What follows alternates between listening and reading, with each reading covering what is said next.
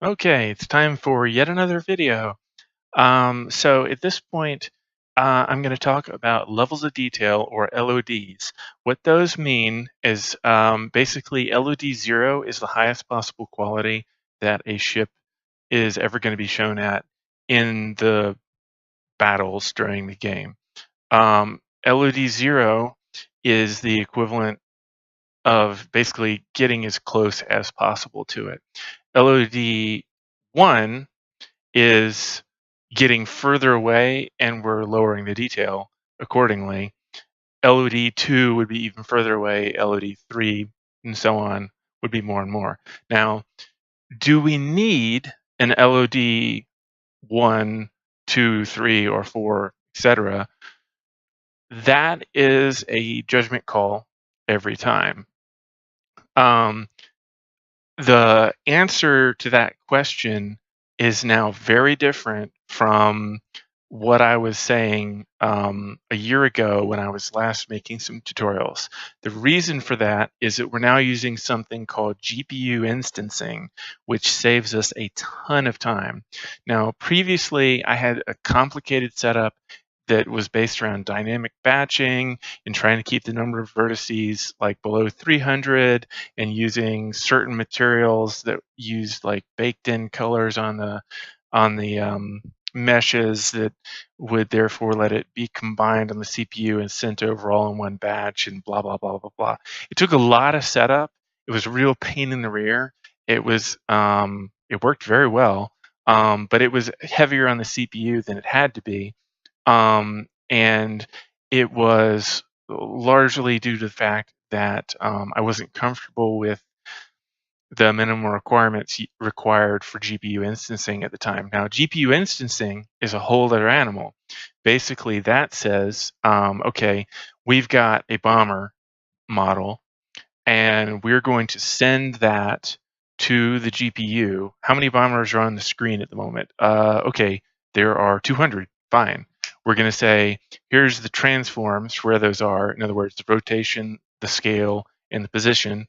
And then here's the bomber information.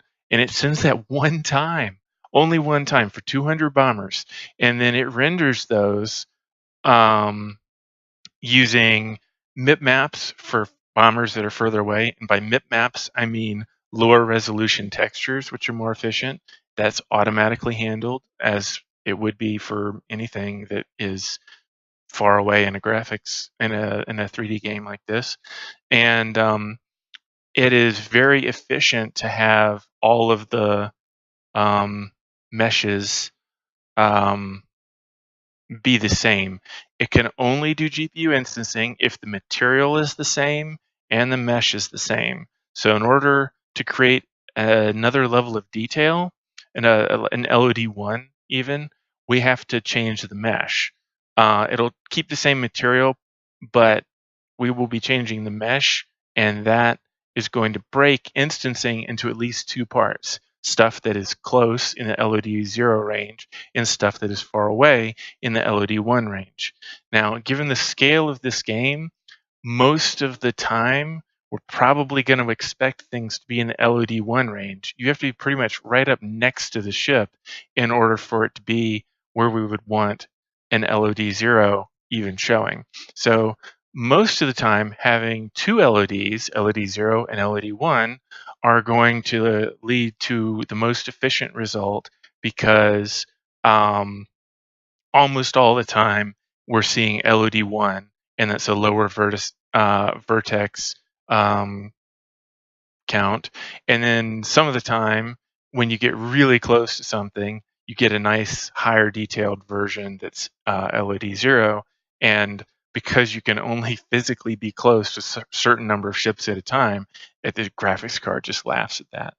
And we already have pretty low poly ships, which is great. And low poly is a relative term these days. Vertex counts, number of polygons, triangles, those things are not the killer on the graphics cards of the last 5 years or so.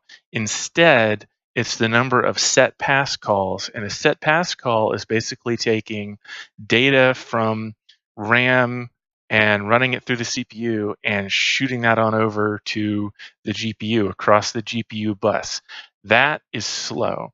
It blocks everything while it's doing that. However, once it's there, you've got probably 900 plus cores on your GPU that are all going just all in parallel. And so the GPU instancing approach is massively efficient because it sends all that stuff across the bus the one time. It just chews the heck out of it in parallel, and then it says, all right, we're done. And it's taking a few nanoseconds to do that. Not even milliseconds. It's taking a few nanoseconds to do that. And then it says, all right, what's next? And so if you wind up with, let's say there are 50 different types of ships currently on the screen, that might be 50 set pass calls if each one is a single mesh with a single material. That's nothing. With classic AI War, sometimes we were getting like 2,000 batches. And of course, those were just single quads with sprites, but that actually still runs slower than the 3D models do on a modern graphics card, believe it or not. So the question before us now is, do we create LODs if for a given model? If so, how? And if so, how many? So let's take a look at some of the ones that I've created thus far and see what's going on. Now, first of all, one of the very first questions you have to ask is, how big is this model? And therefore, when is the LOD going to kick in? Now, if I select something, if you select a ship that's already been set up as a ship, an Arcane Visual ship, which I will show you how to do in the next video, then you can test the LODs on it to see. So right now I'm showing LOD 0 of this, and it looks as high quality as it can. When I back up past 100, that's where I set LOD 1 to kick in. It just changed. Changed. Can hardly tell a difference. That got chopped off. That's about it. The difference in polygon count on this is pretty insane because it goes down from being 30,000 vertices, which is heavy. That is heavy. And 3,900 vertices here. It goes down from that to being 12,000 vertices and 3,900 vertices there. So it goes down to being like 40% as heavy once you get this far away. That's worth it. That is very clearly worth it. With giant ships, you're going to see that sort of thing a lot. But is there a value in me changing it even further once I'm this far away? Maybe. But one of the things that you have to kind of think about is, how many of these ships are there going to be, and what is the overall contribution to the vertex count? I'd like to keep our overall scenes to being about 1 million vertices or less overall. At this particular point, we're looking at 12,000 vertices from the arc. There's going to be maybe 8 arcs on a planet if we're talking, gung-ho, 8-player multiplayer, you know what I mean? And everybody happens to all be at the same planet at once. That's like the end extreme of that. So we're talking about rounding up 120,000 vertices from the arcs once we get to that. Can I reduce the arc's quality further without it getting really damaging to our impression of it? Probably. We're routinely this far away. This is 359. So let's give it a shot. So I was gonna say no, but when I thought through the math of it, I was like, actually, sure. So we're gonna use a thing called 3D Browser. I have a license free for this, a license that we're not using for this that you can use. But I only have one, so we're gonna have to choose who uses it. I can always buy another one though if we're needing to split this up. But you open it up. You first of all set it to the folder that has what you want to do, and then you just double click it. Once you're in, then hit Control Shift C. Now we'll open what's called Polygon Cruncher. Now you want protect borders on, not exclude borders, because that will try and keep the overall shape, but it's not gonna sacrifice completely for it. You definitely want keep UV textures on with preserve UV at 0. Vertex colors, it will always be grayed out because we don't have any vertex colors.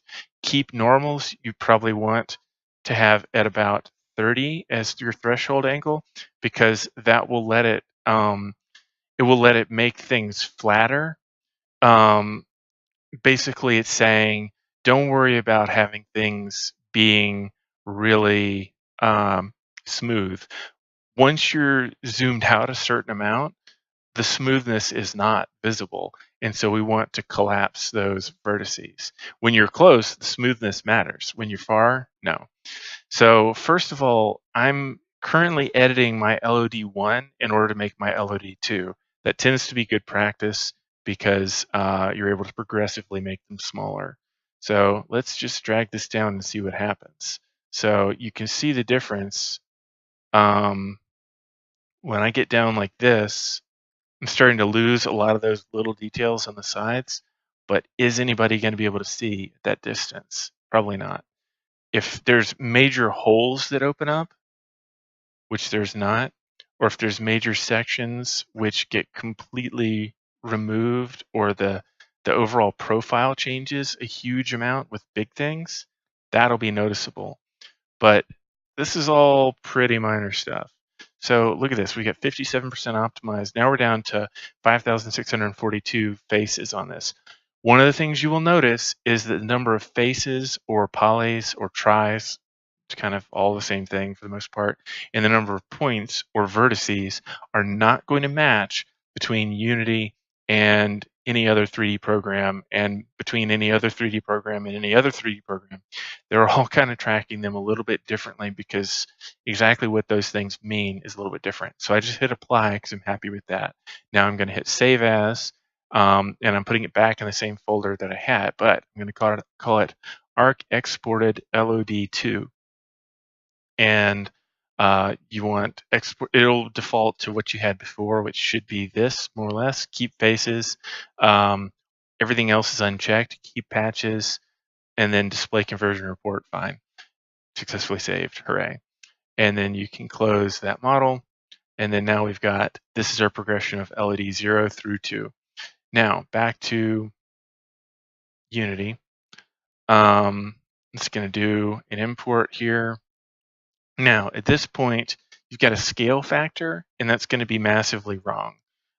We want the scale factor to be 100 and hit apply, because it's going to be 100 times smaller than you expect. Now,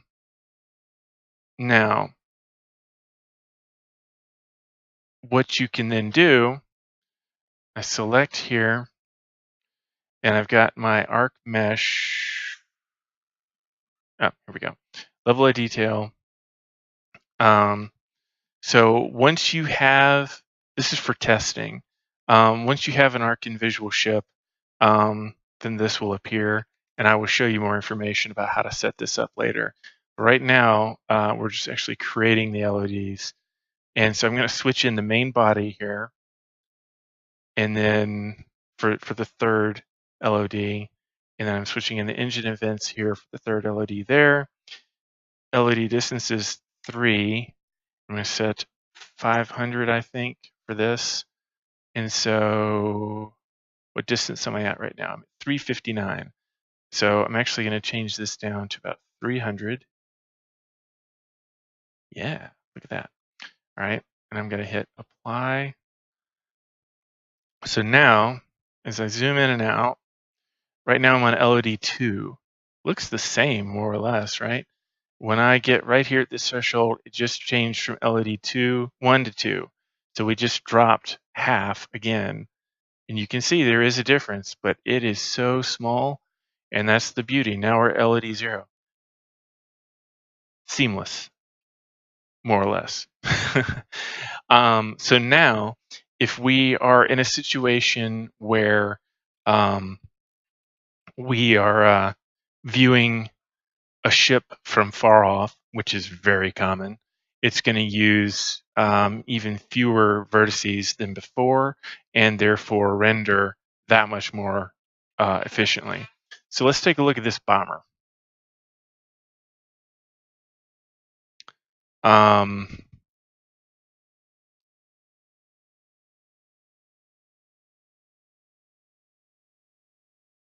So for the bomber, when I click here on the mesh, you can see that this thing has 1,600 vertices, 782 tries. That is worth giving an LOD 1, but not beyond that. So I'm going to switch back over to my 3D browser. And I know that this is in Fleet Ships Bomber. I click in here and I can see the bomber itself.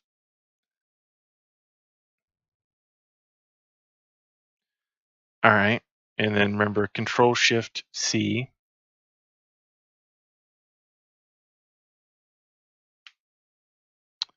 Preserve UVs to 30. Now, you notice how a lot of this is red? Those are elements where it's saying we're going to have trouble condensing it based on the rules you've said. We'll see what happens.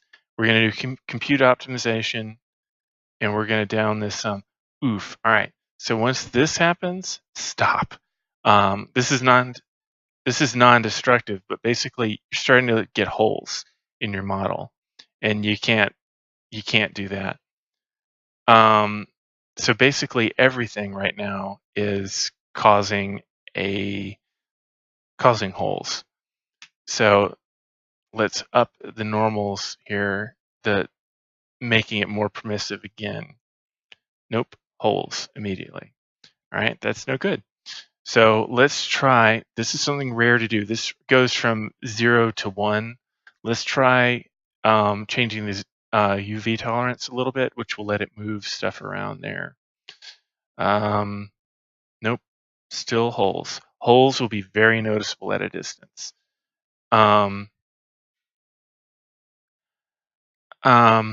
So in this case, we may want to try crunch borders instead, and we'll go with the UV tolerance back down to 30, and we're going with the preserve UV to that. This is something we're only going to do for very small ships where we want to have the idea of the shape. Oh man, this is still just eating vertices as we, entire planes. So, all right, this is not one that we're able to optimize from here. Here's the next trick. We're going to hit, I'm going to move this up a little bit. We're going to hit Control-Shift-W, which lets us merge coplanar faces. So coplanar face is one that is exactly on the same line, and can we combine it? What does the same line mean? Well, that is something that is defined by the angle that we're defining here. Now I've got this set all the way up to 10 degrees. We're saying keep textures, very important. Keep normals, very important. Don't keep vertex colors, doesn't matter. You could have that checked or not. Let's give this a shot. Okay, that worked. We now have 648 faces. We still have 1,600 points though, but we've really cut that down. So now let's hit Control W, and we're going to hit merge points. So then we're going to merge points that are within about 1.1% of each other, and basically points that don't really add a lot, like kind of extra vertices in there, will get shuffled out. So 1,659, 392. All right, let's see if this actually works though, because sometimes using the merge faces and merge points leads to some weird results. So we're going to call this Bomber LOD 1.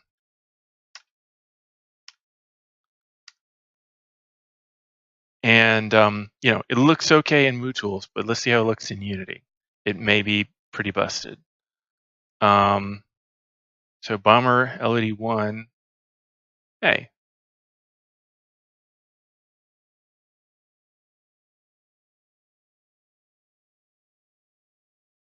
What the?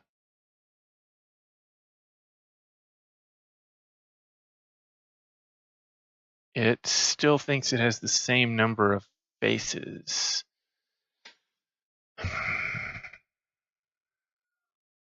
When I look at it here, you see those, it really does look identical, pretty much, doesn't it?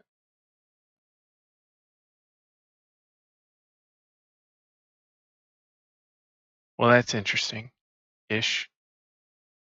And look, we've got a hole right there. So that was no good. Time to punt. All right, now we're going to try something else. We're going to use a tool called Mesh Simplify. So add component and just start typing mesh and simplify. Mesh sim, you get mesh simplify. There we go. All right, so this pops up. Just hit compute mesh immediately, see what happens. All right, so then let's go to 50% vertex percent and see what this does. It's probably going to eat it pretty bad. Didn't create any holes that I see, which is good. It really mangled geometry, but that's okay. We don't really care once we hit the sort of distances we're talking about. Let's go to 75%, hit compute mesh. This is a lot less mangled, but look at the vertex count. It went down from 1600 originally down to 535. This went down so much, we can actually sometimes just go to 99. And then you can go preview versus the new one. Sometimes just because of the way that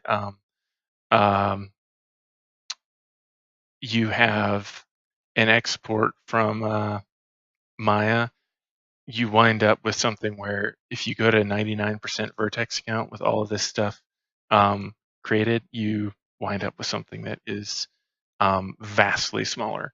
So that's what we've seen so far. So we're going to make this our LOD 1. Now that we've done the calculation, we hit enable prefab usage, and then we're going to create an .asset, which is another form of LOD. So we're going to go into Arkin model. No, we're going to go under final game meshes, fleet ships, bomber, and this is going to be bomber LOD 1. All right, so I'm happy with that. So we got bomber LOD 1. When I click to this, 659, 744 tries. This is the true count in Unity. Here, you know, way, way more. But it's important that we keep the LOD 0 for when we're really close, because it definitely gets mangled. So now let's go to 75. Let's see what that does here. So 75 takes, we're still working off the original mesh. I'm not going progressive on this because there's not much point. This is already so small. The number of, if you get under, let's say 600-ish on both of these, really even under 800-ish, there's not any point in going further. There's just really no point. The modern graphics cards just laugh. There's just no point. So at this point, we've created successfully an LOD 1 for this. We've not wired it in at all, but we do now have an LOD 1. I have a plasma thing. Let's see here. Just do plasma torpedo launcher. This is the new one. So what do we got? So I can click here to get to the mesh. That's heavy. I mean, it's not super heavy, but it's pretty heavy. This is going to be a small mesh, so let's try using Mesh Simplify. You never know which tool is going to work, so it's just one of those things you kind of guess and check. And this is a dot asset already because I did the combining. So to get this into an FBX format that MooTools can open, because it can't open the dot asset files, you have to go to Other, Unity Fbx Exporter, select the thing you want to export, and then hit Export Selected Object as a single FBX, and then choose a location. Then you can get it in MooTools. We'll do that if we have to.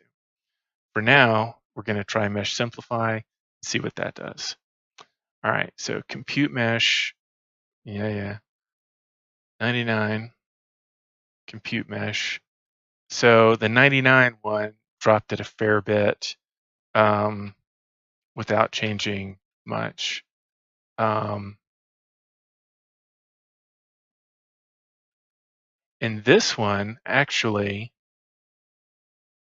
changes so little. Oh, it loses the lights there though. Yeah. All right.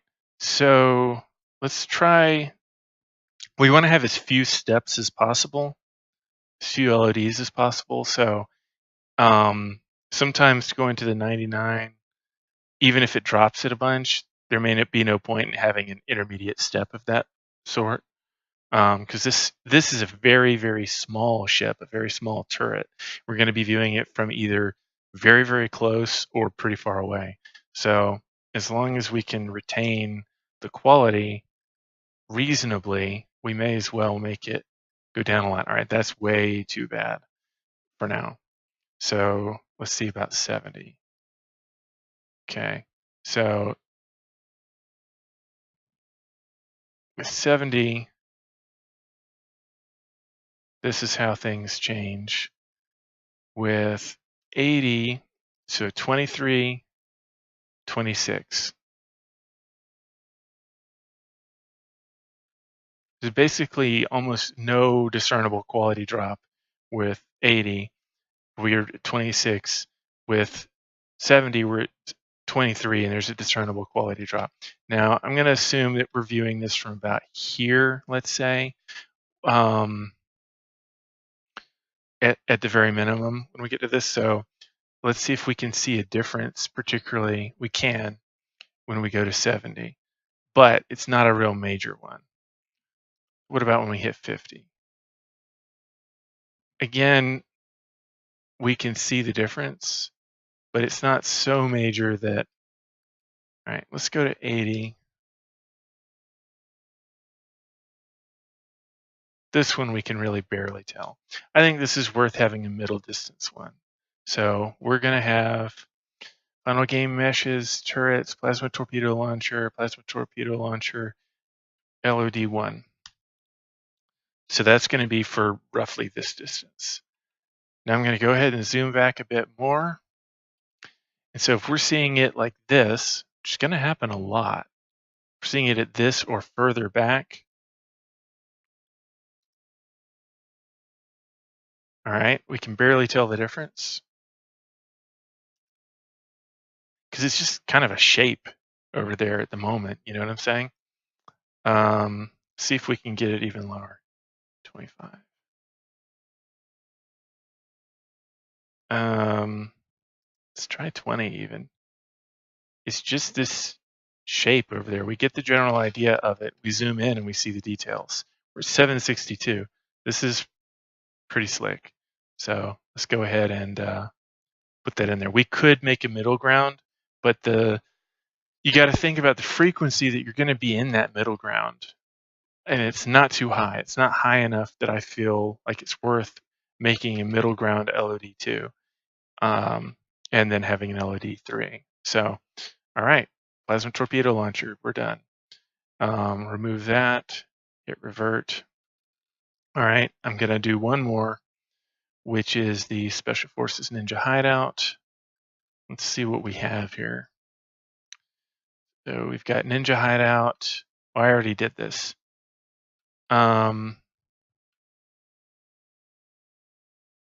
Hooray. Cool.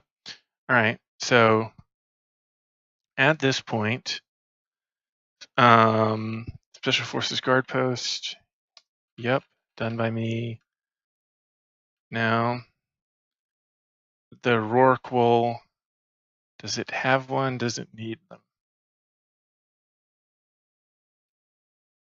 Question is how many, so it doesn't have them. Does it need them? Nah, that's low enough already that it doesn't seem worth it.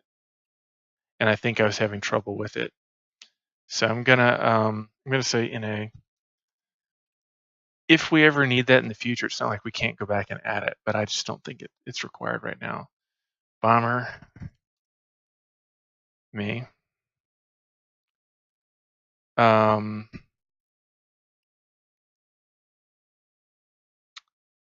LOD 1+, me. All right, next step will be getting it into the game, getting these into the game. So that is creating LODs and the theory behind them. Thanks for watching.